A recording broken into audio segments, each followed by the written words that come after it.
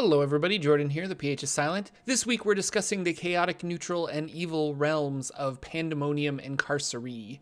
Now, in between these two planes is the Abyss, but I've covered the Abyss in an earlier separate video. You can check that out via the link above or in the description below. Pandemonium is an underground realm. It is a place of howling, screaming winds, a realm of Stygian darkness. It is where sanity is besieged by unending madness. Pandemonium to me is terrifying. It's completely underground. The entire plane has no surface, only tunnels. It's pitch black due to being underground, and caverns are cut into the earth by the destructive force of wind. These caverns are linked together by tunnels, and the winds howl constantly. The wind blows so fiercely that it extinguishes normal fires, and lights that last longer draw attention of wights driven insane by the constant howling wind. The wind is so loud and consistent that every conversation in Pandemonium is a scream or a shout, which then your words are taken by the wind and carried throughout the plane. While standing there, you are berated by the constant howl and muffled screams of past adventurers and creatures that have spent time in Pandemonium. The wind is cold and steals the heat from travelers unprotected from its endless gale, blowing sand and dirt into their eyes, snuffing torches, and carrying away loose items. In some places, the wind can physically lift you up and throw you a fair distance before you are slammed into the rock walls. Gravity is relative here. Any rock wall could be considered the ground. Gravity is oriented towards whatever wall a creature is nearest, so there isn't a floor per se, nor a ceiling. Any surface is a floor if you're close enough.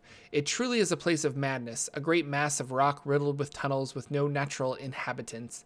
Any creatures found here are those banished to the plane with no hope of escape, driven mad by the incessant winds.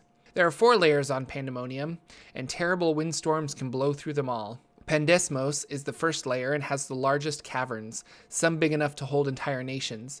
Various streams of frigid water flow between the caverns, which are all tributaries of the river Styx. There are creatures here that have made citadels and some other semi-organized buildings, making it a somewhat safer place for would-be travelers. But beware, because any such area that has people is almost guaranteed to have the majority of their populace be insane. Cocytus is second, and the tunnels here tend to be much smaller than the first layer. This allows the winds to become even stronger. The tunnels here appear to be hand-chiseled, and if that is true, such an undertaking occurred so long ago no one is able to recall who or what did the tunneling. In the center of Cocytus stands the Howlers Craig, a jagged spike of piled stones as if a giant's palace had collapsed on itself. On top of it is an 8-foot platform with a low wall surrounding it. The ones who make their home in Pandemonium say that anything yelled from the top of the crag finds its ears of the intended recipient, no matter where they are in the Great Wheel. The third layer is known as Slug Essen. The unrelenting noise of dripping water meshes with the howling winds in these twisting tunnels. Unlike the rest of Pandemonium, normal gravity exists here, which gives rise to stalagmites and stalactites. There is a large city here called Winglum that sits in a cavern several miles wide and long. Hundreds of ever-burning globes provide light for the city. The people here do not trust strangers, and many are insane. Travelers can find a brief rest here from the relenting windstorms of Pandemonium. Finally, the last layer is Agathion, very narrow, constricting tunnels filled with stale air that lead to an infinite number of closed-off spaces. The portals that connect Agathion to the rest of Pandemonium open into otherwise unreachable bubbles. Unless you are aware of a specific portal, many of these spaces are unknown to anyone. Because of this, deities have used this plane as vaults for their most precious treasures. You'll find numerous underground dwelling races in Pandemonium, as well as no-name demons making their homes here.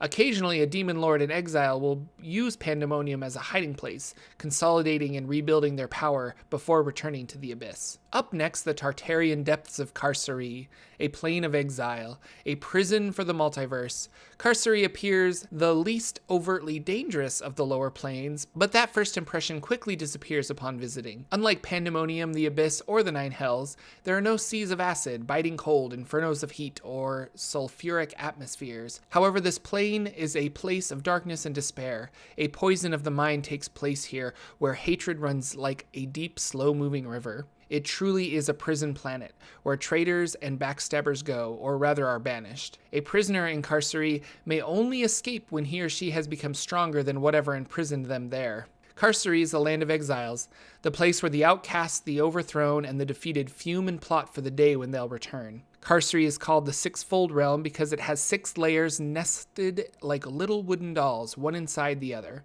Each layer has a series of orbs like tiny planets in a row. Then they go further, extending out into infinity. The layers radiate their own light, a dull reddish glow like that of a fire beetle, yet the glow gives off no heat. Many portals lead to Carceri, but these are only one way. Almost none allow access out of Carceri, with one exception, the river Styx, which runs through the first layer of Carceri and leads to Hades. Othyrus, the first layer, is a realm of bogs and quicksand. The river Styx runs freely here, saturating the ground with its magic. Where the river isn't present, great swamps exist with rare patches of dry ground.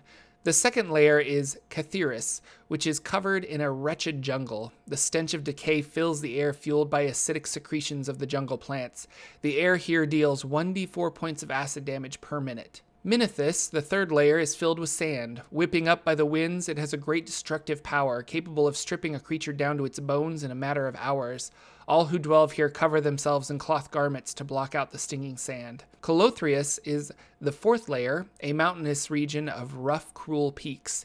Travel on foot here is almost impossible because the land is divided up by canyons miles deep. However, there are trade routes that have become safer paths. Porphathus, the fifth layer, is filled with a cold, shallow ocean fed by black snow.